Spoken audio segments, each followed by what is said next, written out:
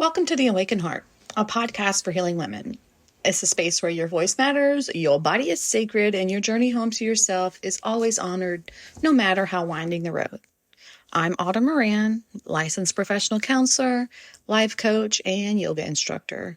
And today we're going to talk about late diagnosis, specifically what it's like to discover you're autistic or have ADHD as an adult. Often this comes after years or even decades of feeling like you didn't quite fit in anywhere. If you're listening to this and you've recently been diagnosed and you're in the process of getting assessed, or maybe you're just self-diagnosing and navigating that complex terrain, this is for you. If you're supporting someone through this journey, this is also for you too, my dears. So I want to start by saying something that might feel a little radical, and that there is absolutely nothing wrong with discovering this about yourself later in life. You're not broken for not knowing yourself sooner or knowing your diagnosis sooner. You're not too old to be autistic or ADHD. You didn't miss the signs. The systems failed you, not the other way around. Late diagnosis, especially for women and people assigned female at birth, is incredibly common. We're talking about generations of girls who learn to mask, who internalize their struggles as personal failings, who were told they were too sensitive, too much, or they're not trying hard enough, too lazy, too loud, too emotional. So I'd like to talk about what it really feels like to discover this fundamental truth about yourself as an adult. The relief, the grief, the anger, confusion, and yes, the healing that can come from finally understand who you've always been. So let's start with that moment of discovery. For some of you, it might have been a TikTok video that made you stop scrolling and think, wait, what? I do that. For others, it might have been your child getting diagnosed or recognizing yourself in the traits as you filled out the forms or talked to their therapist. Maybe it was a friend, a therapist, a random article, or even a deep dive down the internet rabbit hole at 3 a.m. For me, it was college and working in private practice. In college, I can remember taking an abnormal psych class and diagnosing myself with the most heinous of diagnoses of mental issues. And it really freaked me out. So when I got to grad school and they said, hey, don't diagnose yourself. Don't diagnose yourself. So as a not knowing then an autistic individual, I took that quite literally. So I went through my DSM class, never diagnosing myself, just there to learn, to study. And it wasn't until I got into private practice. Between grad school and private practice, I worked in psychiatric hospitals and community health programs. And the name of the game there were all about billables. And the things that were billable were major depressive disorder and generalized anxiety disorder. If you diagnosed anyone outside of that, the company may not get reimbursed. So we weren't taught to look deeper, to look more. So when I was able to get out on my own, start taking trainings on my own, started seeing people and learning more, the message was clear. I was neurodivergent. What set me apart, what made me feel different from everyone else, was that I was neurodivergent. My psychiatrist assessed me on request, and there was my first diagnosis was ADHD. And then as I dug deeper, autism was definitely mentioned and definitely confirmed. But however it happened, there's usually this moment where the pieces start clicking into place, where suddenly your entire life starts making sense in a way it never did before. I've experienced this. All those times you felt different, all those struggles that seemed so much harder for you than everyone else, all those moments when you felt like you were speaking a different language than other people around you. Being late diagnosed can make you feel like you're looking back at your life through a completely different lens. Suddenly, your struggles with organization weren't laziness. Your hyper-focused sessions weren't weird quirks. Your emotional intensity wasn't you being too much. It was and is your brain working exactly as it was designed to work in a world that wasn't designed for brains like ours. This discovery moment can feel incredible, like finally finding the missing piece of a puzzle you've been working on your whole entire life. But it can also feel overwhelming, confusing, and even grief-inducing, because if this is who you've always been, what does that mean about all the years you spent thinking something was fundamentally wrong with you? What I hear from so many women is this mix of relief and devastation. Relief because finally, there's an explanation. The struggles were real. I'm validated. I wasn't crazy. I wasn't making it up. I wasn't failing at being a quote unquote normal person. You were just being a neurodivergent person trying to survive in a neurotypical world. But alongside that relief often comes this wave of grief. Grief for years you spent masking, trying to fix yourself, and believing you were broken. Grief for missed opportunities because you didn't understand your own needs. Grief for relationships that suffered because you didn't know how to communicate what you needed. And grief for the younger version of yourself who struggled so much and had no idea why. And there are 5 to 7 stages of grief, and I'll pick the 5. I'll say the 5. You've got denial, bargaining, depression, acceptance. And then there's often comes along, which is also a stage of grief, is anger. Anger at the systems that failed you, teachers who called you lazy, anger at doctors who dismissed you or misdiagnosed you with just anxiety or depression when the root was your neurodivergence. Even anger at a society that made you feel like you had to hide fundamental parts of yourself to be accepted, to be included. All of these feelings are valid. They're all part of processing something this significant. You're not just learning information about yourself, you're reconstructing your entire understanding of who you are and who you've always been. If you're in this place right now, I want you to know, take your time. There is no rush to figuring it all out immediately. This is a process, not a destination. Be gentle with yourself as you navigate these big emotions and new understandings. And once that initial discovery settles in, many people enter what I think of as a reconstruction phase. This is where you start going back through your life with a new lens, reinterpreting experiences, behaviors, and struggles through the understanding of your own neurodivergence. This can be both fascinating and quite exhausting. You might find yourself remembering moments from childhood and thinking, oh, that wasn't just me being difficult. That was a sensory overload. Or that wasn't me being antisocial. That was me needing to decompress after masking all day. I've heard women describe this as detective work, going through the memories, their patterns, their relationships, and finding evidence that you are neurodivergent.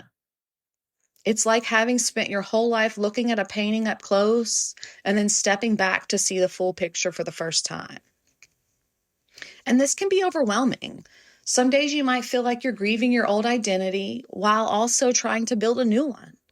You might question everything, your career, your relationships, your coping mechanisms, your living situations. Was any of it really you, or was it all just elaborate masking? And here's what I want you to know. You've always been you, my dear. Your neurodivergence isn't something that happened to you or something that defines every single thing about you. It's one part of the complex, beautiful, multifaceted person you are. The kindness you've shown, the creativity you express, that's all you. What changes isn't who you are fundamentally.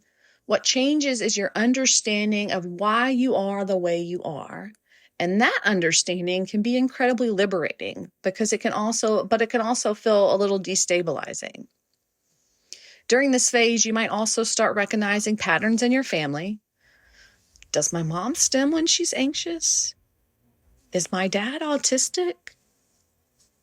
Is my sister's organization system actually an ADHD coping mechanism? Sometimes this late diagnosis opens up conversations that ripple through the entire family system. And you might also find yourself reevaluating relationships. Some people in your life might be incredibly supportive and understanding, while others might dismiss your diagnosis, especially if it's a self-diagnosis. Everyone's got a little ADHD, or, oh, girl, you don't look autistic. And these reactions can be painful, almost dismissing, especially if it comes from someone that's very close to you. But I want you to remember, you don't need anyone else's validation for your own experience. You've lived in your brain and body your entire life. You know yourself better than anyone else possibly could. Trust your own knowing even when others question it. And sometimes this reconstruction phase involves a lot of research, reading books, watching videos, joining online communities, maybe working with neurodivergent-affirming therapists or coaches, because you're not just learning about ADHD or autism in general, you're learning about how it shows up specifically in you. And here's something important. Your neurodivergence might look different from what you see in mainstream resources, especially if you're a woman. So much of the research and diagnostic criteria were developed based on studies of men and boys. The reasoning behind, I have read at one point in time, the reasoning behind not having women in these studies is because our hormones were too much of a variable. So they didn't even consider us. They just blanketed on us. So women might be more inattentive than hyperactive. Your autism might be more masking and special interest than obvious stimming. Trust your own experience, even if it doesn't match the stereotypes. All right. So that's neurodivergence. That's just giving you permission to take your time and to acknowledge that it's not about changing everything. It's about accommodating yourself. It's about learning how neurodivergence works and affects you. Take a breath, take a beat, take a sip. I'm going to take a sip of my drink. And if you're listening to this and thinking, this is what I've been needing to hear. I want to know more of this. Well, I got you, girl. I offer virtual sessions for women just like you. Whether you're working through trauma, trying to find your way back to yourself, trying to just find yourself, or sitting in that in-between place in your life, I hold space for all of it. You can check out my link tree in the show notes to request a free 15-minute consultation. All right, back to the episode. Let's talk about some of the specific challenges that come up during late diagnosis. One of the biggest challenges I hear about is imposter syndrome. What if I'm wrong? What if I'm just making this up? What if they think I'm lying? What if I'm not really autistic or ADHD? This is very common, especially if you've spent years being told you're too functional, or if your neurodivergent doesn't match popular representations. Imposter syndrome around neurodivergence is incredibly common, especially for people who've been masking for decades. You've become so good at appearing neurotypical that even you sometimes question your own experience. But masking doesn't make you less neurodivergent. It just makes your neurodivergence less visible. Another common challenge is decision fatigue around disclosure. Who do you tell? When do you tell them? How do you explain it? Do you tell your friends, your boss, your family? Each conversation may feel loaded because you're not just sharing information, you're potentially changing how people see you. Some people worry about being treated differently or being seen as less capable. Other people worry about not being believed or being told they're just using it as an excuse. And these are all valid concerns in a world that still has a lot of stigma and misunderstanding around neurodivergence. There's often also grief around lost time and missed opportunities. What if I had known sooner? How different might my life have been? And it's natural to wonder about alternative timelines, but try not to get stuck there in regret. You did the best you could with the information, support, and resources you had available at each and every step along the way. Many people also struggle with what I call identity whiplash. One day you're embracing your neurodivergent identity, feeling proud and empowered. The next day you're wondering if you're just broken or making everything too complicated. And this back and forth is normal as you integrate into your new understanding of yourself. Think of this as your mind and body getting on the same page. Like your mind can intellectualize, yes, I fit the criteria. All this is me. I've been diagnosed. This all is relevant. I fit these traits. I am neurodivergent. And your nervous system is still in that masking mode, still in that pretending mode. Is it safe? Can we be ourselves? Can we let the mask down? So it's about giving yourself time for the mind and body to get online together. Financial concerns are also a real big thing when it comes to neurodivergence. Getting a formal diagnosis can be really expensive, especially if you're seeking a private assessment. Therapy with someone who understands neurodivergence can be costly. Not every therapist that takes insurance is neurodivergent-affirming. Look for a neurodivergent-affirming therapist.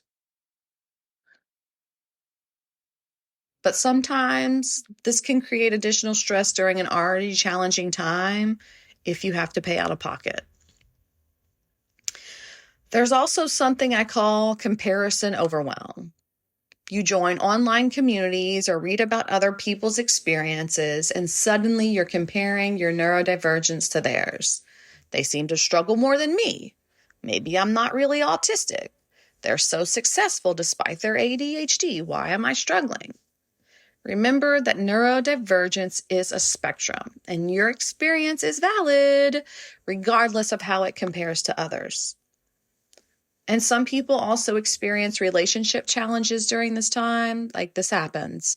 Partners might struggle to understand or support the diagnosis. Friends might not know how to respond.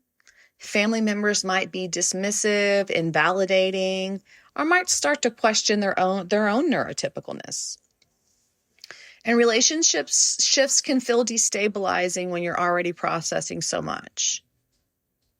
So if you're experiencing any or all of these challenges, please know you're not doing anything wrong. This is hard work. You're essentially rewriting your life story with new information.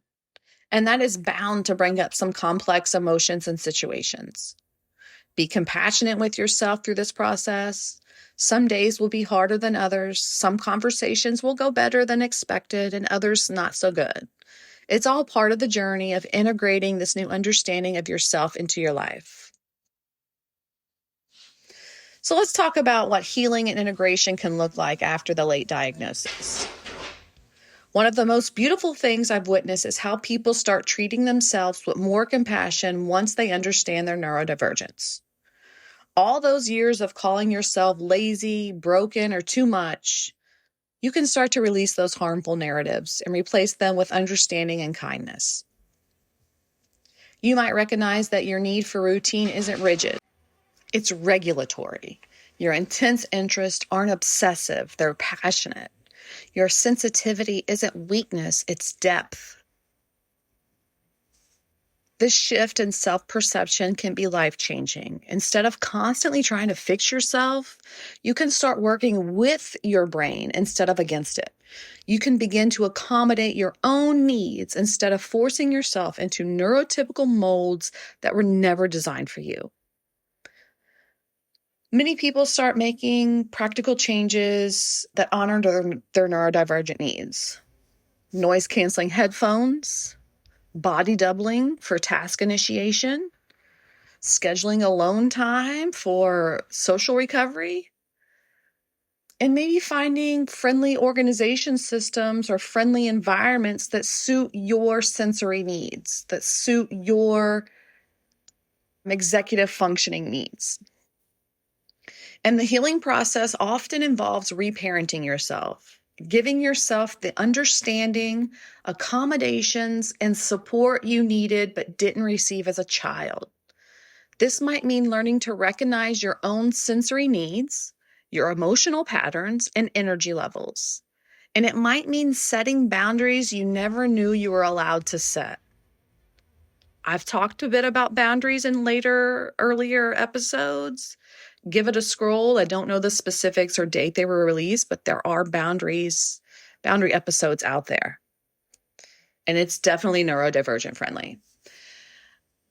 You might also start connecting with neurodivergent communities for the first time, finding people who understand your experiences without explanation. And that can be incredibly validating and healing, whether it's online, local, or through neurodivergent friends. Just people that get it can be transformational. Some people that find that understanding their neurodivergence helps them make sense of their relationships too. You might realize that certain friendships felt draining because you were masking the entire time. Or that certain romantic relationships didn't work because your needs weren't understood or accommodated. And this understanding can also impact your career decisions. Maybe you realize you need a job with more autonomy, or less sensory stimulation, or more structure.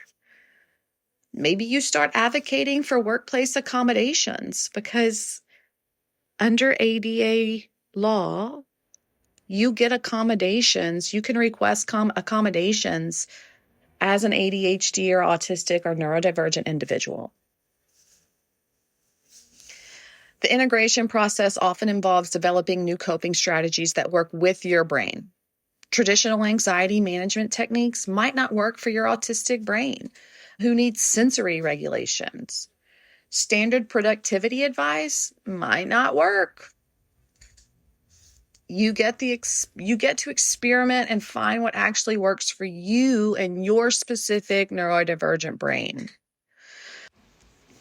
Many people also find that their relationships improve as they become more authentic. When you stop masking as much, when you start communicating your actual needs because you know them now, and when you show up as your genuine self, the right people will be drawn to you. And you might lose some relationships, honestly.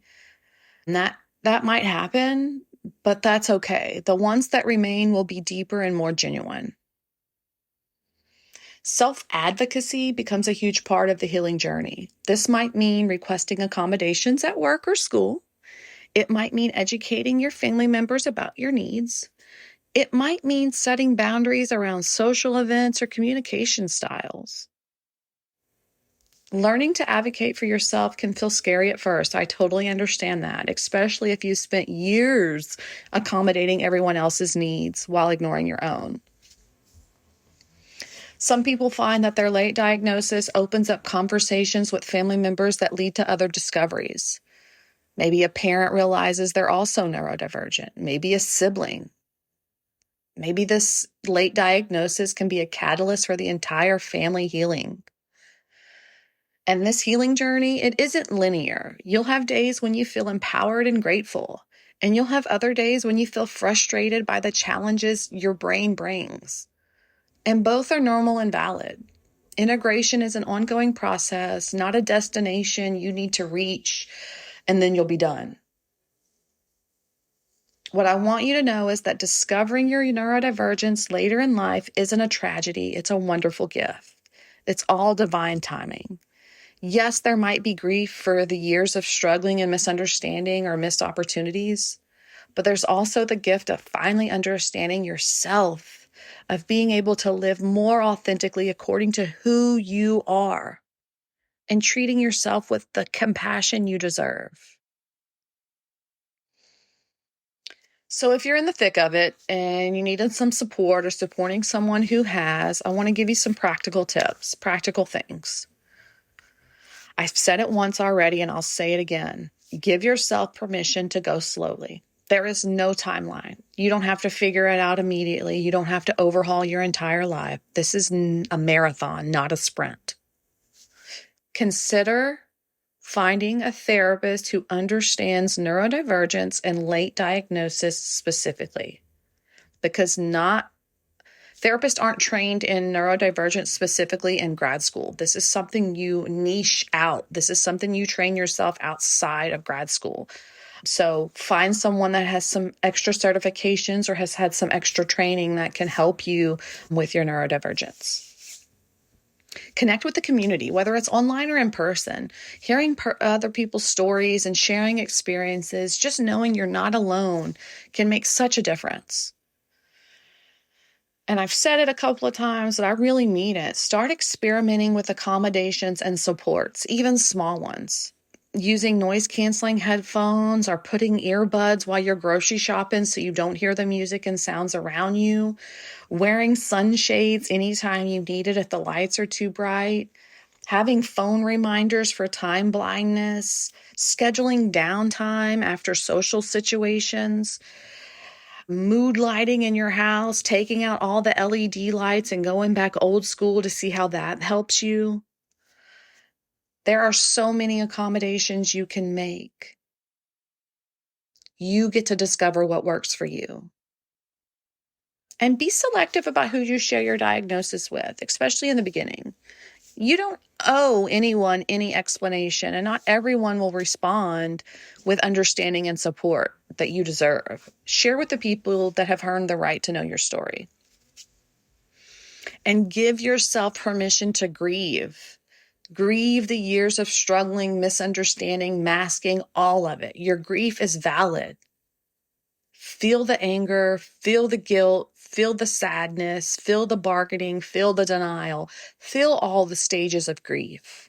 And they're not in any order. You may feel it all randomly. Educate yourself, but don't overload yourself. There's so much content available now, which is very wonderful, but it can also be very overwhelming. Take breaks from researching and processing when you need. Healing is not your purpose every single day of every breath you take. It's okay to be. Be a human being, not a human doing. Which leads me into my next tip of practicing self-compassion, especially on the hard days. Talk to yourself the way you would talk to a little kid with the same experience. You wouldn't dismiss them. You wouldn't agree with their negativity. You would talk kindly, softly, get on their level and send them some love and encouragement. Do that for yourself. And if you're supporting someone through this process, the best thing you can do is listen without judgment. Believe their experience and educate yourself about neurodivergence. Don't minimize their diagnosis and don't compare them to other neurodivergent people. Each person's experience is unique. Finally, try to hold some space for hope. Yep, there may be some challenges ahead as you learn to live authentically as a neurodivergent person. But there's also so much possibility, sis, for deeper self-understanding, for more authentic relationships, for a life that you know you've wanted to live on your own terms, and now you have the permission to do it.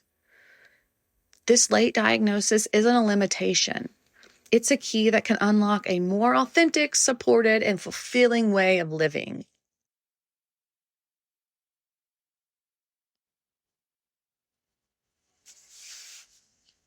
As I close today, I want to speak directly to anyone who's recently discovered they're autistic or have ADHD as an adult. First off, welcome to the community of people who understand what it's like to feel different, to struggle with things that may seem easy for others, and to mask parts of yourself to fit in. You belong here. You fit in by being just yourself. You've always belonged here. You just didn't know this community existed.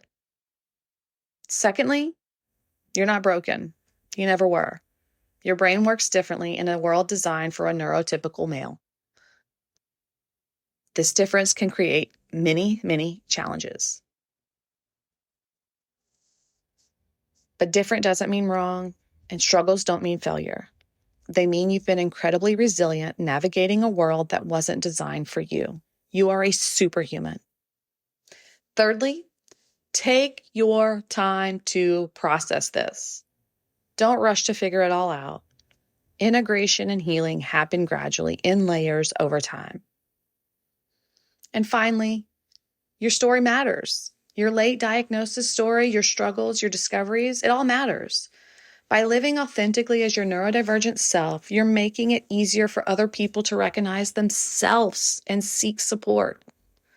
You're part of a movement toward greater understanding and acceptance. This world needs us, neurodivergent people. We need our unique perspectives, different ways of processing information, our attention to detail, our creative problem solving, and our deep empathy. These traits that are so needed in the world may be the same traits that may have made you feel like you didn't fit in. Isn't that something? So be gentle with yourself. Celebrate the small victories. Ask for support when you need it. Set boundaries that protect your peace. Connect with people who understand. Thank you so much for being here, for noticing, and thank yourself for showing up today and learning a little bit more about what it means to be neurodivergent. And give yourself some permission to grab a nugget or two from the episode to start today, to unfurl your neurodivergent wings. If this episode helped you feel more understood and less alone, please share it with someone else that you may know. I'd love to hear from you. Message me, comment, or follow. Leave me an emoji. If this helped you feel a little bit more like you can give yourself permission to be yourself, send me a smiley face emoji. Send me a heart emoji. Just comment simply. Let me know that this helped. I offer private sessions for virtual therapy if you're in Texas, virtual life coaching if you're outside of the state or abroad. I'm here to hold space for you. I do it every single day, and it's my ultimate gift, blessing, and just life's purpose is to help women find their peace, whatever that looks like to them, and live life on their fucking terms. If that's something you're curious about, you can fill out a consultation form via my link tree in the show notes. Also, there's a Spotify playlist with some good music for the ladies, all empowering, all loving, and some more resources. You're never too late, you're never too much, and you don't have to figure it out all alone. Until next time, may you be happy and free. May mine and your healing ripple outward to bless the world with happiness and freedom. Take care of you, and I'll see you soon.